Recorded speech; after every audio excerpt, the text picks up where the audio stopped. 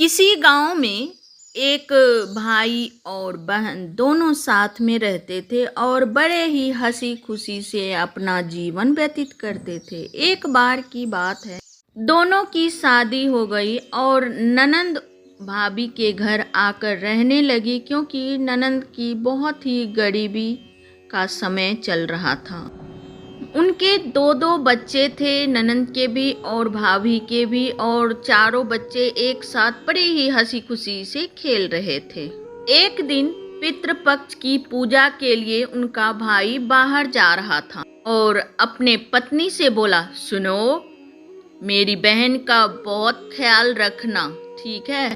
फिर उसकी भाभी बोली, ठीक है, मैं आपकी बहन का बहुत अच्छे से ख्याल रखूंगी, आप जाओ और अच्छे से पूजा करके वापस आ जाओ। फिर वह चला गया अपने पितृपक्ष की पूजा के लिए बाहर गांव। और जैसे ही उसका भाई बाहर गया और तभी उसकी भाभी दूर गांव के खेत में एक घर बनवा दी ननंद का और बोली, तुम वहीं रहोगी आज से जब तक तुम्हारा भाई वापस ना आए। फिर वह कुछ ना बोलकर चली गई और उस झोपड़े में रहने लगी। रोज अपनी भाभी के घर बर्तन धोकर झाड़ू पोछा करके शाम को अपने घर वापस जाने जब लगती थी तो उसकी भाभी बोली, सुनो, ये ले लो खाना, नहीं तो कहेगा तुम्हारा भाई जो मेरी बहन का ख्याल नहीं रखा। फिर वह बासी खाना लेकर घर चली जाती थी और रोटी को गरम करके और चावल का खीर बनाकर बच्चों को दे देती थी और कहती थी, ये लो खा लो, ये खीर पूरी है। इसी तरह रोज ऐसा ही दिन चलता रहा।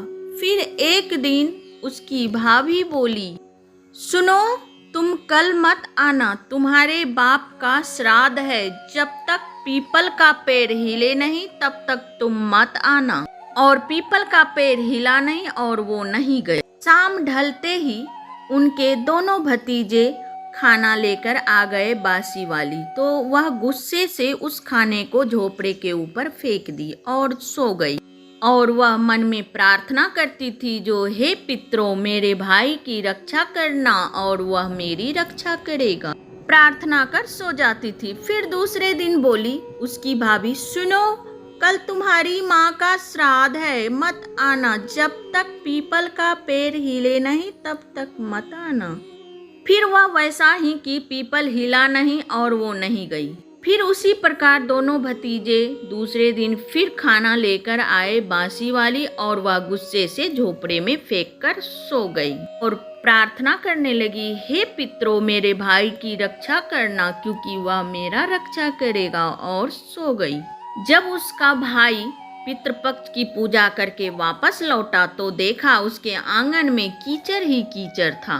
फिर अपनी पत्नी को बोला, ये सब क्या है भाग्यवान? तो उसकी पत्नी ने कहा, जो तुम्हारी बहन का रोज गंगा जल से पांव धोती थी उसी का यह कीचड़ हो गया है, और फिर भी तुम्हारी बहन नाराज होकर दूर खेतों में झोपड़े बनाकर रहने लगी है। फिर वह अपनी बहन के घर चला गया। ये सारी बातें सुनकर तो देखा वहां पर एक बड़ा सा महल बना हुआ था और उनके बच्चे झूले झूल रहे थे हंसी खुशी से। बहन के घर पहुंचा और बोला, बहन, तुम क्यों यहाँ रह रही हो और ये सब क्या है? तुम्हारी भाभी इतनी सेवा की और आंगन में कीचड़ ही कीचड़ है, फिर भी तुम यहाँ नाराज होकर क्यों चली आई? चलो घर।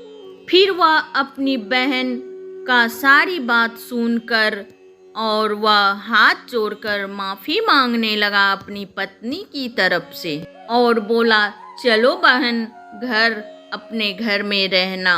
फिर उसकी बहन बोली, नहीं भाई, अब मैं यहीं रहूंगी। और उसका भाई वापस चला गया और उसकी बहन वहीं अपने घर में रहने लगी। इस कहानी में जो आपने देखा, इनके पास महल बन गया, वह सब पितरों का आशीर्वाद था। तो आप लोग भी इसी तरह से पूजा करें और अपने रिश्तेदारों को खाना खिलाएं, किसी को भी नाराज ना करें ताकि पितृदेव हमारे नाराज हो। बच्चों के साथ हंसी खुशी अपने घर में अपना जीवन व्यतीत करने लगी। दोस्तों, इस कहानी से आप लोगों को क्या सीख मिली है? आप अपने रिश्तेदार गरीब को दान करें, सबको खाना खिलाएं। पितृपक्ष के टाइम में किसी का भी अनादर ना करें। गरीब, विधवा, ब्राह्मण सबको दान करें। इससे पितृपक्ष में पितृदेव खुश होते हैं और वह धन धान होने का और खुशहाली होने का आशीर्वाद देते हैं। Thank you. तो फिर मिलते हैं नेक्स्ट वीडियो में नेक्स्ट कथा लेकर के। तो अगर न्यू है तो लाइक, सब्सक्राइब और शेयर कर लीजिएगा। बेल आइकन को प्रेस कर लीजिएगा ताकि नोटिफिकेशन सबसे पहले आए। Bye bye, thank you, take care.